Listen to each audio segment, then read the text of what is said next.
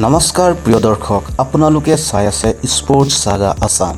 প্ৰিয় দৰ্শক, চলিত T20 ৱৰ্ল্ড কাপ ক্ৰিকেটত ছুপাৰ 8ৰ এখন মেচত যোৱাকালি বাংলাদেশক হৰুৱাই ভাৰতৰ ৰোহিত বাহিনীয়ে জয়ৰ ধাৰা অক্ষুণ্ণ ৰাখিছে।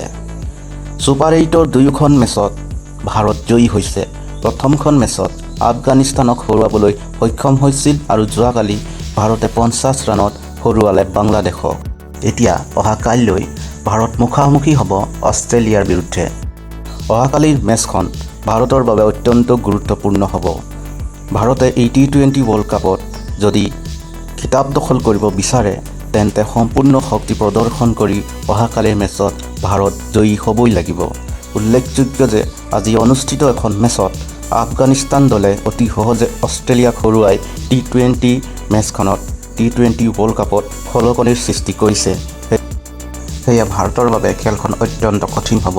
সেয়া ভাৰতীয় দলে সম্পূৰ্ণ ৰণনীতিৰে খেলত নামিব লাগিব, কাৰণ বিগত সময়ছোৱাত বিশেষ ৰণনীতি নথকাৰ বাবে সাধাৰণ এখন মেচ বুলি ভাবিয়েই খেলত অৱতীৰ্ণ হৈছিল আৰু কেইবাবাৰো কেংগেৰু বাহিনীৰ হাতত পৰাজয় স্বীকাৰ কৰিবলৈ বাধ্য হৈছিল ভাৰতীয় দল।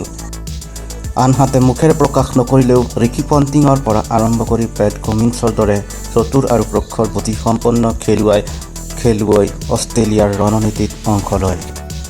সেয়ে ভাৰতে যদি সাধাৰণ মেচ এখনৰ দৰে খেলত অৱতীৰ্ণ হ'ব তেতিয়া অষ্ট্ৰেলিয়াক কেতিয়াও হৰুৱাব নোৱাৰিব। ভাৰতীয় দলৰ আটাইতকৈ ডাঙৰ সমস্যাটো হ'ল টপ অৰ্ডাৰৰ বিফলতা। এতিয়ালৈকে ৰোহিত বা বিৰাট কোহলীয়ে নিৰ্ভৰযোগ্য বেটছমেন হিচাপে প্ৰদৰ্শন আগবঢ়াব পৰা নাই। সূৰ্যকুমাৰ যাদৱো এখন মেচত যদি ভাল খেলে আনখনত একেবাৰে বেয়া হয়। ঋষভ পন্থৰ বাহিৰে বাকী বেটছমেন নিৰ্ভৰযোগ্য হিচাপে কঠিন পৰিস্থিতিত খেলিব পৰা নাই।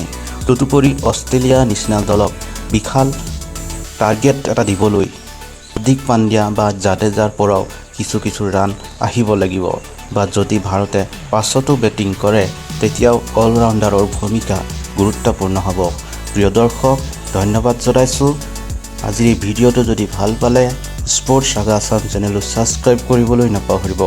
আকৌ লগ পাম নতুন এটি বাতৰিৰ সৈতে। ধন্যবাদ।